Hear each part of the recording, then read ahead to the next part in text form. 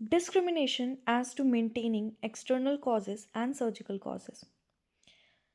So, this is your lecture 5 of Ken philosophy, and 4 lectures of this Ken philosophy has already been uploaded, and we are going to study the same pattern paragraph wise.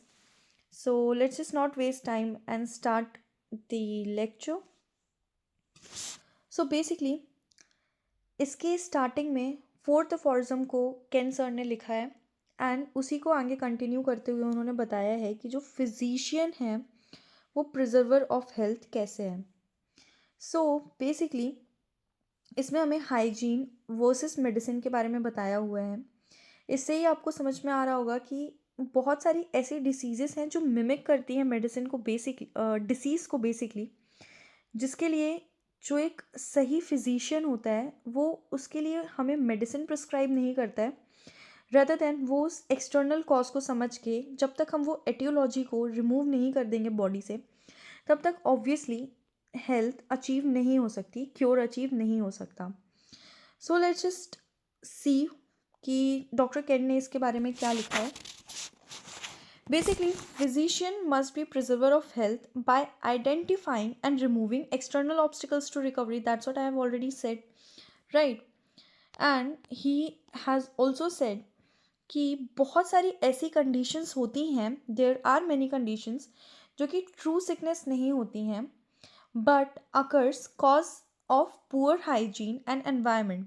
अब वो क्या क्या हो सकता है, जैसे कि डैम्प house में रहना. डैम्प हाउस मीन्स सीलन, जहाँ पे बहुत ज़्यादा रहती है, उसकी वजह से बहुत सारी बीमारियाँ आती हैं. एंड हमको लगता है कि ये सारी चीज़ें ना किसी बैक्टीरिया की वजह से हो रही हैं, वायरसेस की वजह से हो रही हैं, but the main cause is hidden in the environment itself. Okay, then breathing of sewer gas.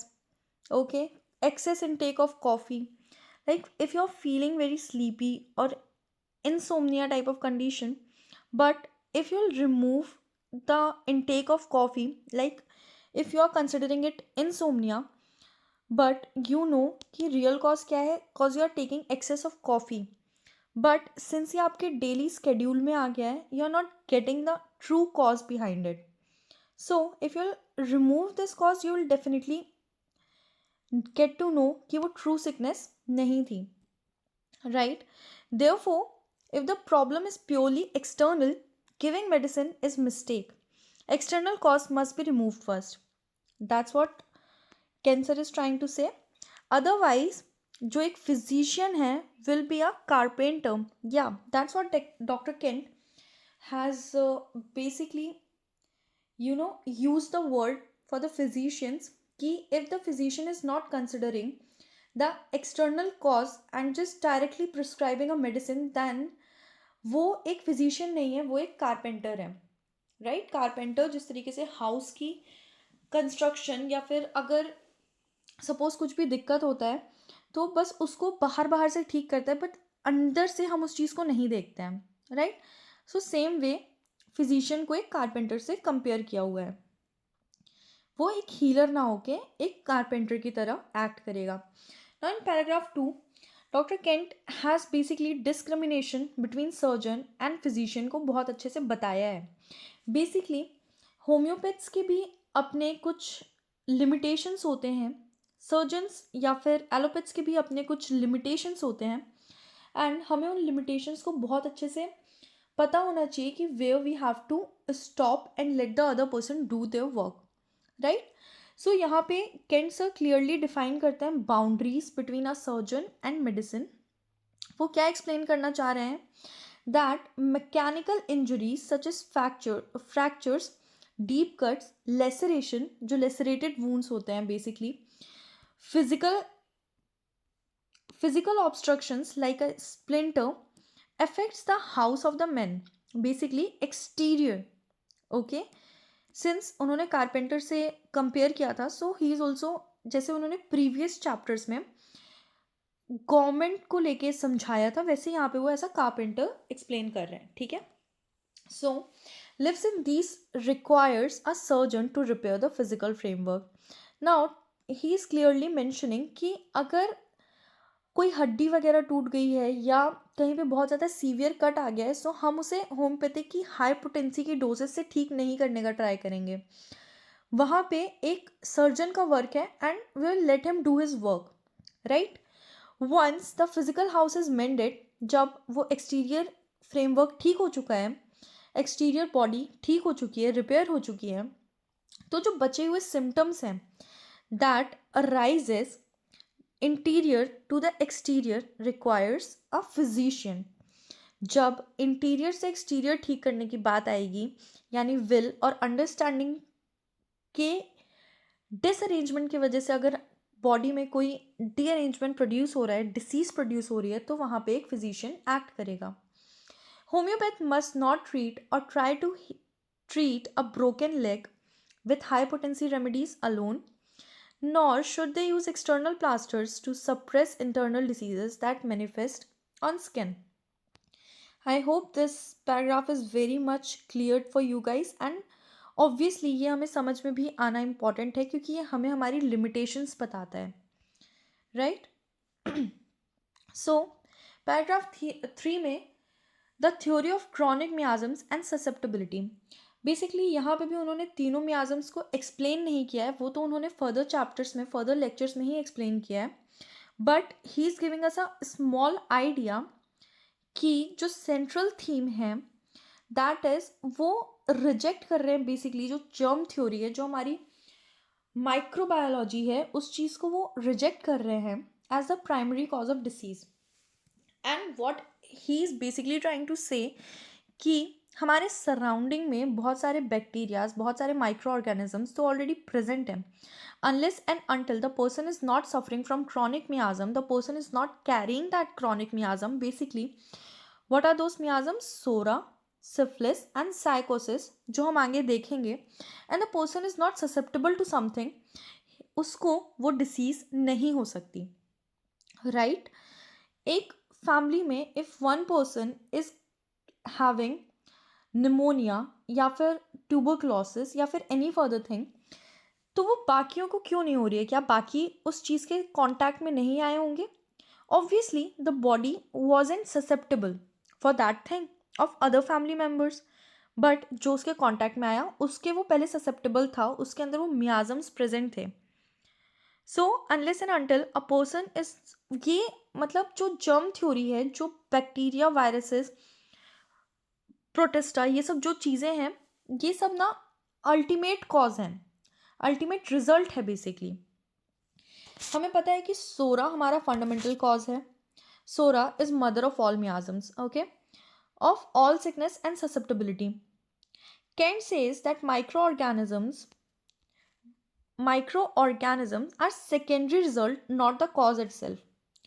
If the person were not internally disordered via miasm, they wouldn't be susceptible to bacteria or acute diseases, right?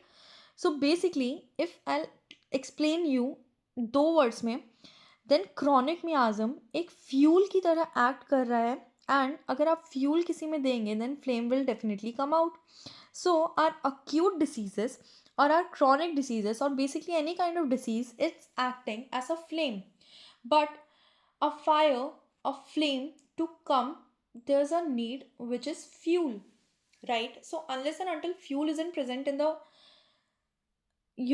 in the woods, yeah, in whatever thing that will flame up ultimately, तो fuel की requirement is important, ठीक है। अब fourth paragraph में चलते हैं।